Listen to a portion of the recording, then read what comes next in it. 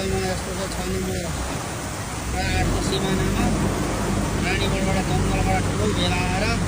खोला थुनेर बस्ती पसेर बस्तीमा सबै बस्तीहरू सब भाँगेर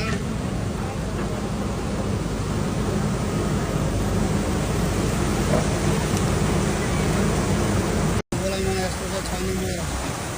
8को सिमानामा रानीगढबाट जङ्गलबाट ठुलो भेला आएर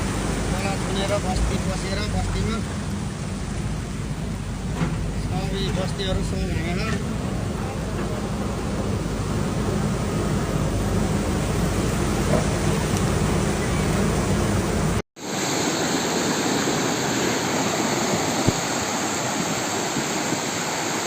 नागार्जुन नगरपालिका वडा नम्बर 6 र 8 को बिचमा भीषण बाढी पहिरो खोला तिर्सिएर मान्छेको बारी र रोटै